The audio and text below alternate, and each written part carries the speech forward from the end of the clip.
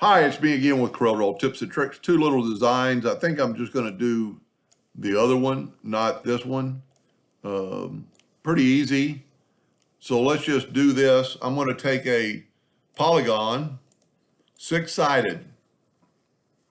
Hold down the control button so it's perfect. I'm going to hit P, put it in the center of the page.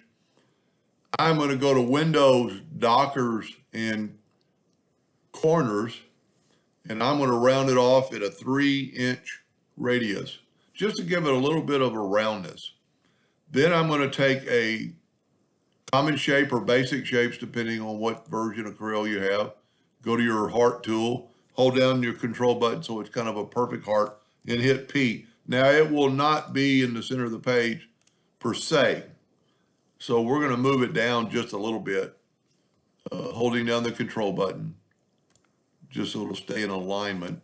And that's pretty good. I'm going to do this one a little bit different than, or this one I'm going to do a little bit different. I'm going to change it up a little bit, make it a little shorter stroke. And I'm going to get the 3-point curve line, and I'm going to go from about right there to just about right there, and then just give it a little bit of a curve. Then I'm going to go from like right there to right there. And you see I'm crossing the line, but with my curve, I can get it back. And then just anywhere kind of in here, I'm going to kind of go straight and then give it a little bit of a turn. And you could do, 4 or 5, but I'm just doing 3. They're different shapes, so they're not going to really work. What I am going to do is Control G to group this together, because I want to be able to move it out of the way in a minute. I'm going to take my Smart Fill tool, set on blue, and I'm going to color all these in. Whoop.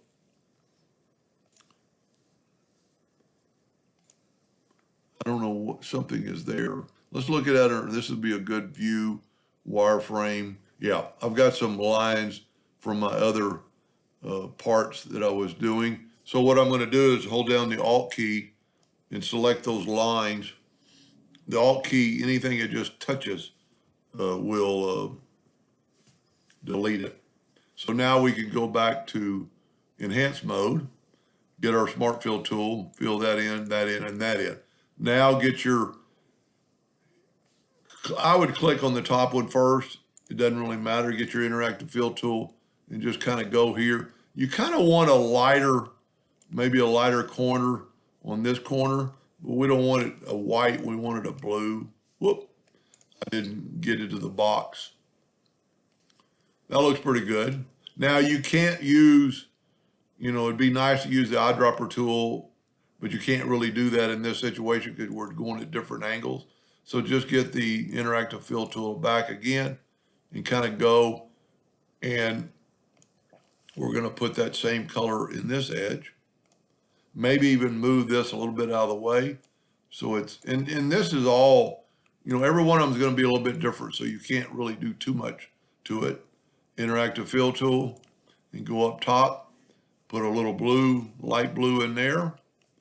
And let's angle this off a little bit. And that looks pretty good. Now, if you remember, I said I group things together. So if I nudge this out of the way like 5 inches, I've got my group and I can delete it. So now I have no outline on anything. It is just a graphic, kind of neat. Maybe I could have started here and gone it there to do that.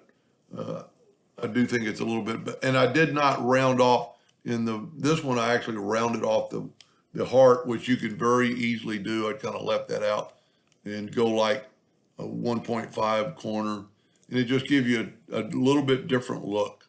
But that looks pretty good. I'm pretty happy with it. Anyway, hope that gave you some ideas, and thank you for watching.